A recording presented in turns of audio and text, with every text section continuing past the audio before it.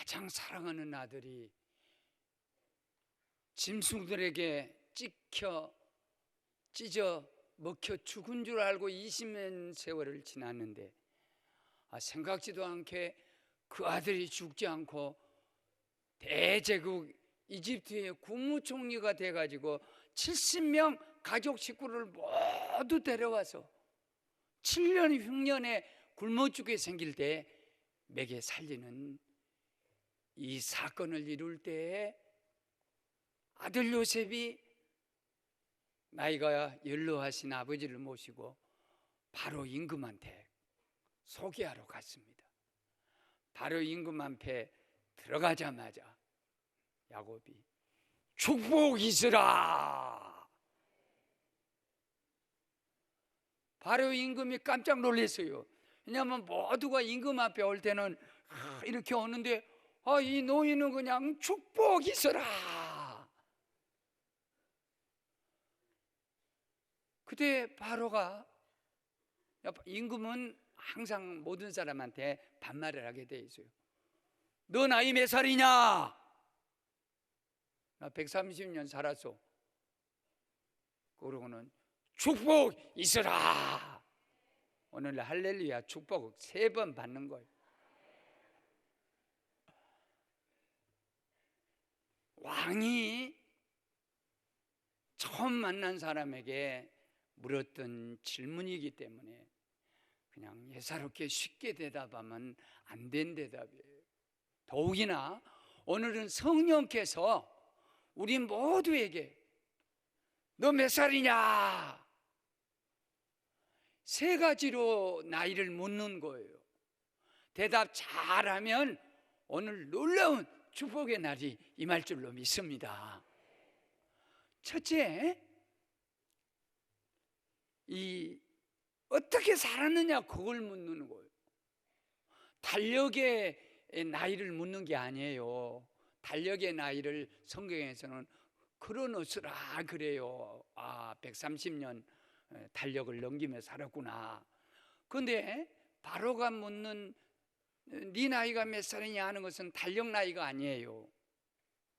카이로스라 해가지고 하나님과 어떻게 살았느냐, 그 하나님과 함께한 세월을 묻는 거예요. 야곱이가 내가 험악한 나그네 세월을 130년을 살았습니다. 그런데 우리 조상 앞에 설 때는 내가 부끄럽습니다. 그런 고백을 했어요. 야곱은 어디서 살든지 자기 할아버지 아브라함과 아버지 이삭 그 신앙을 잘 이어가지 못한 것을 엄청 가슴 아프게 생각하고 살았어. 내가 130년 살았어도 우리 조상 거기를 미치지 못했습니다. 그래놓고 나그네 험한 세월 130년 후회하는 게 아니에요. 130년 험악한 나그네 세월을 살았는데 후회하지 않고 당당하게 130년 살았다는 거예요. 물론 야곱의 생애 130년을 뒤돌아보면 가장 파란만장한 생애를 살아서 그렇게 쉬운 인생이 아니요, 너무너무 어려웠어요. 그런데도 130년을 감수할 수 있었던 것은 내가 넘어지고 자빠지고 부족한 것이 많지만은 내 인생에 후회는 없다는 거예요. 우리가 만일 당신 몇 살이요 했을 때 몇 년 살았는데 아이고 내가 그럭저럭 살았습니다. 그랬다면 얼마나 비참하겠어. 왜냐하면 지난 생애는 후회할 이유가 없는 것이 다시 돌아올 수 없기 때문에 후회하는 생애가 아니라 하나님의 뜻을 따르는 생애예요. 왜냐하면 창세기 28장 15절에서 야곱이 형님 축복을 뺏어가지고 막 삼촌 집으로 도망갈 때 베델에서 꿈의 사닥다리로 나타나가지고 야곱아, 너희 조상 아브라함, 너희 아버지 이삭과 똑같이 너의 야곱의 하나님인 내가 말한다. 내가 너와 함께 있어 어디로 가든지 너를 지키며 이끌어 이 땅으로 돌아오게 할지라 내가 이 허락한 일을 다 이루기까지 너를 결코 떠나지 아니하리라. 이미 야곱이가 인생을 출발할 때 적어도 하나님이 야곱에게 어떤 약속을 줬냐면, 어디 가든지 내가 너와 함께하고 너를 지켜주고 내가 너에게 하고자 하는 일을 다 이루고 다시 돌아오게 하겠다는 임마누엘 축복을 약속했고, 그리고 내가 자빠지고 넘어져도 하나님이 나와 함께 계셨기 때문에 130년 살았대. 사도 바울도 사람을 죽이는 살인자였어요. 스데반 집사를 돌려 쳐 죽이도록 다 지도했던 사람입니다. 교회를 가장 가슴 아프게 한 사람이에요. 그런데 사도 바울도 나의 달려갈 길을 가고 믿음을 지키고 선한 싸움을 싸웠다, 이제 하나님께서 내게 면류관을 준비한다 하고 하늘을 바라보며 살았지, 자기 인생을 후회하지 않았어. 나로 나 된 것은 하나님의 은혜로 된 것이다 그랬죠. 험악한 그 나그네 세월을 살았다는 것은 최초의 노숙자가 누구냐면 야곱이에요. 야곱이가 노숙자요. 베델에서 저 영등포역 앞에, 서울역 앞에 선조들이 야곱이요. 넘어서 노숙할 때 섭섭히 생각할 거 없어? 야, 야곱이도 최초로 노숙자예요. 그런데 그가 그 나그네 세월을 살았다는 얘기는, 나는 나그네로 130년 살았다 얘기는 이 세상에도 안주하지 않았다는 거예요. 그는 언제나 안 보이는 소망이 하늘나라를 바라보고 살았고, 보이는 하늘나라 가나안 땅, 자기 죽을 때도 유언할 때 나를 우리 조상 묻혀있는 막벨라 굴, 해쪽 속의 땅 막벨라 굴 가나안 땅에다 가서 할아버지 아브라함, 아버지 야곱이, 할머니 사라, 어머니 리브가 있는 그 옆에다 나를 묻어다오. 보이는 하늘나라를 소망하면서 이 교회가 안 보이는 하늘나라를 바라보면서 이 교회를 무엇으로 삼았냐? 보이는 하나님의 나라로 삼고 언제나 이 세상에서는 나그네라고 살았다는 거예요. 험악한 인생을 살았다는 것은 야곱같이 험악한 사람이 없어요. 야곱의 생애는 말도 못해. 우선 12자식을 낳았지만은 큰아들 루벤은 야곱의 첩인 비라, 그러니까 자기의 그 어찌됐든 어머니 돼요. 어머니 되는데 첩 비라하고 간통을 했습니다. 아버지가 늙어서 보고 있는데 간통을 해요. 그러니 야곱의 마음은 이 자식, 큰아들이란 자식이 지게 서모인 에미하고 이 13남매 중에서 딸이 하나 있었어요. 예쁜 딸이에요. 결혼도 하기도 전에 세겜 땅에 가고 성폭행을 당해가지고 엉엉 울고 있어요. 지금 같은 배에서 나온 시몬과 레위가 세겜에 있는 모든 총각들에게 할례를 시켜놓고, 그리고 치료하는 도중에 칼을 가지고 와서 집단으로 그 남자들을 다 죽였습니다. 전투가 일어날 위기였어요. 세상에 그런 이만큼 파란만장한 어려운 생애를 살 사람이 어디 있어요? 유다라는 아들 하나는 이방 며느리를 잠들어더니 애를 셋을 낳는데 그 셋 난 아들 중에 며느리가 들어와서 손자 아들 둘이 죽고, 유다가 며느리하고 근친상간을 해가지고 자식을 낳아서 유다 지파가 이어가는 거예요. 이걸 눈으로 야곱이가 보는 생애는 얼마나 모든 것이 문제고 모든 것이 어려움이고 고통 덩어리. 그래, 내가 험악한 130년 세월 나그네를 살았다.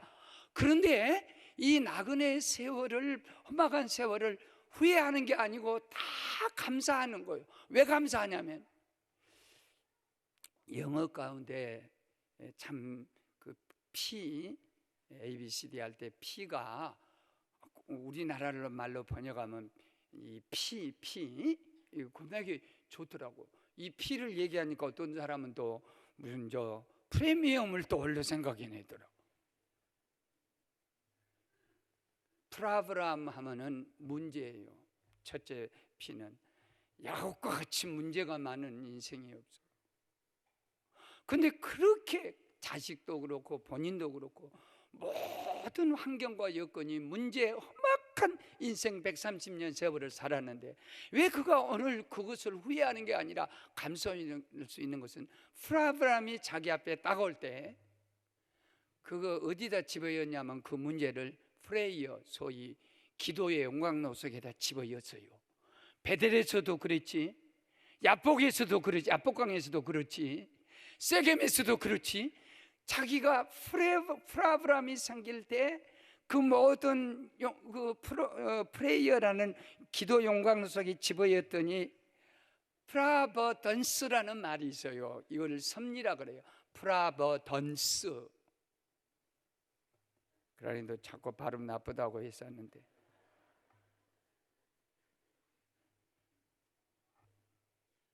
이건 섭리예요. 나같이 험악하고 나같이 나그네같이 노숙하고 어려운 내 인생 너무나도 많은 어려움이 많았다. 그때마다 내가 기도 속에다 집어였더니 하나님의 섭리가 돼갖고 나오는 거예요. 여러분 어렵고 힘든 일 다 누구나 험악한 세월을 살아요. 그런데 우리는 무엇을 통과하지 않으려면 내가 해결하려면 평생 가도 그 모양 그 꼴밖에 안 되는. 우리는 이 기도의 능력을 몰라요. 기도의 영광력을 몰라. 그러나 야곱이는 아무리 어려운 일이 앞에 당길 때마다 목숨을 걸고 하나님과 씨름하듯이 기도하고 나면은 하나님의 뜻이 거기서 나와버려. 야곱에게 기도가 없었다면 진짜 험악한 인생을 그가 보냈을 것이에요. 그런데 그는 어려운 문제가 생길 때마다 환도뼈가 부러지면서도 하나님께 기도하기 시작하니까 역사가 일어나서 하나님의 섭리로 130년 세월이 바꿔주셨다. 할렐루야. 두 번째는 내일을 어떻게 얼마나 남았냐 이게죠. 그러면 130년을 빼봐라. 당신이 남아있는 생애 가운데서 130을 빼면 얼마나 남았냐. 내일 묻는 질문이에요. 당신 연세가 얼마요? 그러면 지금까지 살아온 소위 달력 연세가 아니고 하나님과 함께한 세월이 얼마냐, 앞으로 남아있는 세월이 얼마냐, 그걸 묻는 거예요. 남은 세월. 이건 지혜 중에 지혜입니다. 모세는 뭐라 했냐면 시편 90편 12절에서 하나님이 묻기 전에 모세가 먼저 물었어요. 영원하신 분은 하나님뿐, 내가 1000년을 산다 할지라도 어제 하루 같으며 아침 돋는 풀에 불과합니다. 우리의 연수가 70이요 강건하면 80이라도 그 연수의 자랑은 수고와 슬픔뿐이요 신속히 화살처럼 날아가니 그것이 마치 날개 돋쳐서 날아가는 것 같이 빨리 갑니다. 우리에게 우리날 계수함을 가르치사 지혜로운 마음을 주시옵소서. 모세가 얼마나 지혜로웠는지. 하나님, 내가 얼마나 남았습니까? 그 남은 날을 내가 알게 하여 주시오. 왜냐하면 헛되게 살지 않기 위해서, 바르고 살기 위해서 남은 날을 하나님께 기도했어요. 자기의 남은 날을 모르고 막 아니요 천년 만년 살 것 같이 사는 사람은 소위 취생몽사여 술에 취해가지고 꿈속에서 죽어버린 인생 아무 목적도 없이 산다고 할 것이면, 그러나 내가 10년 남았구나, 5년 남았구나, 얼마 남지 않았구나, 이걸 딱 알고 그대로 가는 사람은 지금 살아가는 삶이 그렇게 쉽게 살지는 않습니다. 남은 때를 살 때는 눈을 뜨고 사는 것 같이 확실해요. 오래전에 애가 인생에 다른 사람도 그런 거 만든다 하는데, 저도 인생을 한번 아침 6시부터 저녁 8시까지 12시간을 한번 타임 테이블을 만들어야 쓰겠다. 그래서 여기에 해당되신 분들은 좀 기억하십시오. 10대는 아침 6시부터 9시까지요. 젊어서는 좀 빨리 가고 천천히 가는 거예요. 그 다음에 20대는 9시부터 12시까지요. 20대는 아직 12시요. 창창해. 앞날이 많아. 그 다음에 30대 이쪽 동네에 12시부터 2시까지요. 지금 오후가 되어서 점심 먹고 지금 30대가 나온 거예요. 40대는 2시부터 4시, 이제 해가 많이 기울어졌네. 50대는 4시부터 5시까지, 60대는 5시부터 6시까지, 나 같은 경우 이제 70대가 다 돼가요. 6시부터 7시, 이제 나는 1시간밖에 안 남았어. 7시가 다 돼야. 그 다음에 80대는 7시부터 8시 곧 해가 떨어져.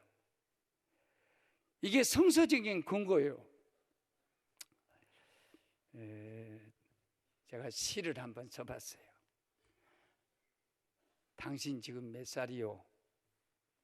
10대입니까? 포기하지 마십시오. 방금 출발했기에 넘어짐도 경험입니다. 20대입니까? 부족하거든 수정하십시오. 얼굴이든 마음이든 약간으로 자신 있게. 그때 고쳐야 돼요. 30대입니까? 생명 다함으로 찾으십시오. 직장과 동반자를 죽어도 후회하지 않을. 40대입니까? 바꾸지 마십시오. 뿌리 깊은 나무 열매 열릴 때이기에. 50대입니까? 건강을 챙기십시오. 병마도 얕보고 예고 없이 나한테 쳐들어옵니다. 60대입니까? 다투지 마십시오. 아이들 보는 앞에서 나이값 할 때 아니요. 70대입니까? 내려놓으십시오. 가벼울수록 떠나는 길 후회 없을 테니까. 80대입니까? 나 할 말 없습니다. 살아보지도 못한 내가 감히 어찌하라 하겠습니까? 주제 넘고 건방지게. 나는 80대를 살아보지 못했어. 그래서 할 말은 없지만은 적어도 60대는 싸우지 마시오. 어린 것들이 보는 앞에서 어른답지 못하게. 6시, 7시, 8시 되신 분 좀 내일을 보십시오. 해가 지금 막 떨어집니다. 벌써 떨어졌다. 그래서 남은 생애를 모세가 계산을 하고 내가 몇 년 남았습니까? 그때의 지난날 생애보다 훨씬 위대한 생애를 살 계획을 셉니다. 그러기 위해서 지혜를 구하는데 지혜는 뭐냐? 남은 때가 얼마냐? 근데 세 번째, 네 나이가 몇 살이냐 하는 질문은 어떻게 살았느냐? 앞으로 어떻게 살 것이냐? 남은 생애를 어떻게 살 것이냐? 그걸 묻는 질문이지만 오늘 그러면 너는 어떻게 살래? 오늘을 묻는 질문. 실로 20년 만에 죽은 줄 알았던 가장 사랑하는 아들 요셉이 죽지 않고 살아서 이집트에서 70 가족을 싹 데려다 먹여 살리는 거예요. 이 부분에 대해서 저는 정말 부끄럽습니다. 내가 아는 어떤 목사님이든지 어떤 장로님이든지 또 우리 집안에 먼 친척되는 동생이 하나 있는데, 나도 나이보다 한 10년이 어린 동생인데 세상에 장남이어가지고요. 지금 누이 동생들, 남동생 한 6, 7남매 돼요. 겨우 중학교인가 시골에서 졸업해갖고 서울에 올라와가지고 잘 됐어요. 그런데 그 동생들을 다 먹고 살 것을 차려주었어요. 하다못하면 가게도 차려주고, 하다못하면 기업도 주고 사업도 주고.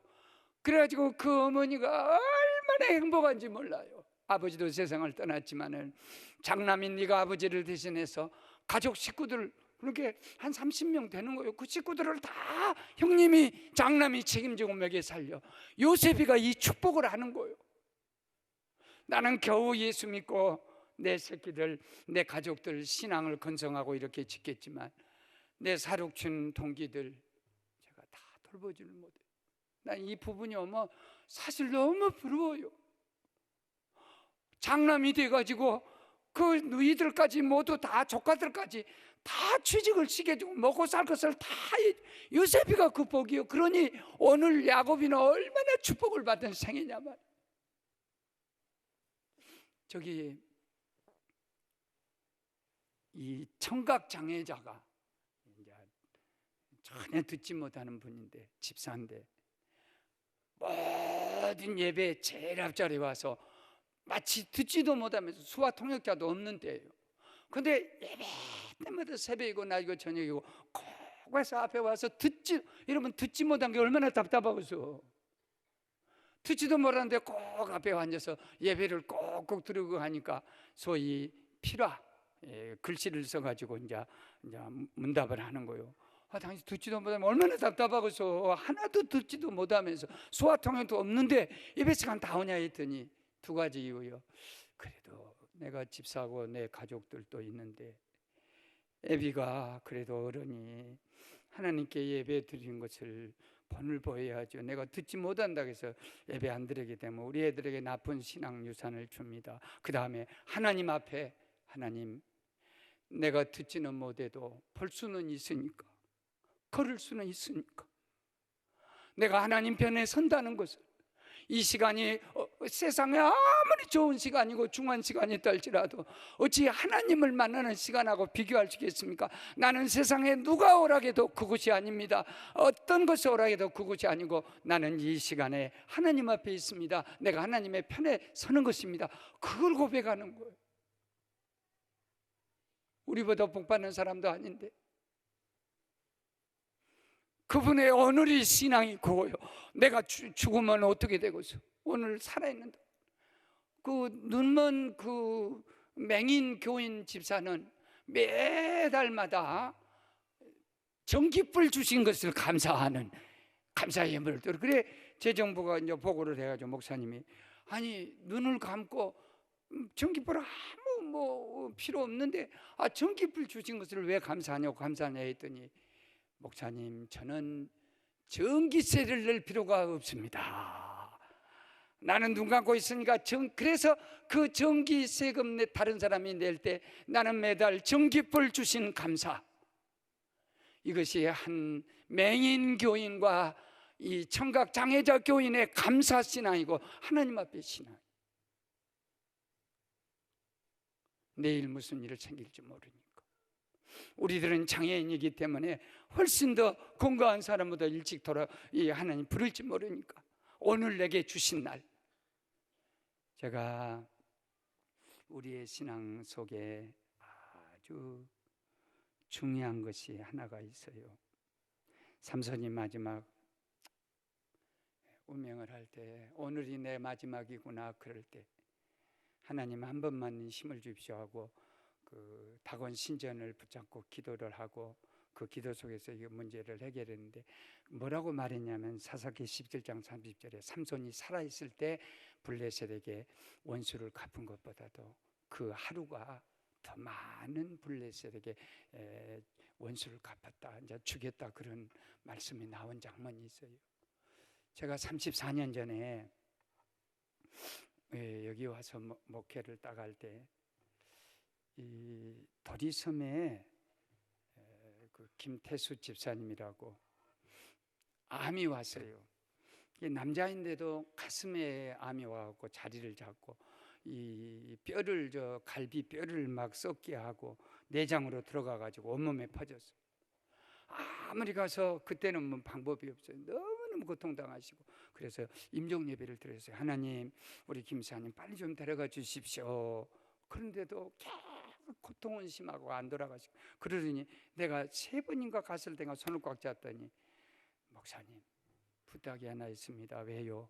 10년 전에 저수지에서 물이 막 철철철 내려올 때 물고 문제를 가지고 내가 이 집사하고 삽을 들고 목에다 이렇게 서로 죽일 태세를 하고 싸웠습니다. 그런데 내가 이렇게 암이 걸리고 갈라게도 하나님이 나를 부르지 않고 계속 이렇게 내가 고통 속에 있는 것은 내 이 암덩어리가 그 이 집사하고 10년 동안 교회에서 등 돌리고 살았던, 화해하지 못했던 이 원인 같고, 목사님이 내가 이 집사 찾아가서 갈 수가 없으니까 목사님이 내가 용서한다 그러고 그가 나를 용서 좀 해달라고 부탁해요. 그래야 내가 고통 없이 하늘나라 갈 수 있을 것 같고 10년 동안에 그 엉어리를 내가 풀어질 것 같소. 그래 내가 덜덜 떨리는 마음으로 손을 잡고 집사님 걱정하지 마. 내가 그러로 맞바로 논밭으로 달려가가지고 이 집사 손을 잡고 이 손이 무슨 손인 줄 아요? 당신과 여기서 싸웠다며. 그래서 삽자리 들고 목에다 막 미워하면서 했다며. 우리 김태주 집사가 죽으면서 그래 못 죽은다고 당신 보고 용서해달라고 합디다. 당신 잘못했다면 다 용서하고 용서받고 한다 합디다. 그러니까 불불 떨면서 내 손 꽉 잡고 목사님 내가 용서합니다. 내가 용서받게 해주시니 감사합니다. 그러고 달려와 손잡고 기도했더니 편안하게 하나님 나라를 가요. 화해와 용서와 일치는요, 예배보다 주님이 더 중요한 거예요. 예배 보러 가다가 형제하고 마음 상하고 다툰 일이 있느냐? 오지 마라, 예배 드리지 말라. 가서 손잡고 화해하고 그 다음에 예배 드리라. 이게 예배예요. 우리는 어떻게 살아가는 것이 오늘을 사는 삶이냐면, 예수님께서 오늘 살 때 어떻게 살았냐면 십자가 위에서 가상치료 보세요. 주님이 마지막 날이요, 어떻게 살았냐면, 아버지 저들을 용서해 주십시오. 용서가 첫 번째 삶이에요. 죄인 네가 나와 함께 강도야 낙원에 있으리라, 용납해 주는 삶입니다. 그 다음에 옆에 있는 친구들에게 네 어머니다, 네 아들이다, 네 옆에 있는 사람과 아들 삼아 같이 살아라. 내가 버림을 당해도 너희들은 버릴 수 없다. 내가 대신 목말라 줄게. 내가 다 이루어 줄게, 너를 위해서. 그리고 내 영혼을 주님 받으시옵소서 하는 이 7마디의 말씀이 마지막 주님의 오늘의 신앙이었더라. 그러니까 혹시 저와 여러분에게 내일이 없고 오늘이 마지막 날이라면 누구랑 싸우겠습니까? 누구랑 싸울라요? 내일 죽을 사람이 오늘 너 죽고 나 살자, 아니 나 죽고 너 살자, 아니 그럴 리는 없지. 싸울 사람 있어요? 재판할 사람 있어요? 그 사람하고 원수 맺을 사람 있어요? 아무도 없습니다. 그래서 오늘이 마지막이라고 하는 사람은 십자가 위에서 주님이 말씀했던, 내가 너를 죽을 때는 다 용서하는 거요, 죽을 때는 다 손잡고 화해하고 서로 사랑하고, 마지막 오늘 야곱이는 축복만 하는 거예요. 와도 축복, 가도 축복. 17년 더 삽니다, 야곱이. 그 17년 생에는 사랑하는 자식들 12 다 놓고 머리에 안수하면서 너는 이런 복 축복으로 다 보내요. 아끼고 사랑하는 여러분, 오늘이 마지막이라고 생각을 하고 하나님 앞에 부끄러움 없는 생애를 살 수 있는, 천년 같은 삶을 살 수 있는 저와 여러분이 되시기를 주님 이름으로 축원합니다. 축원합니다. 축원합니다.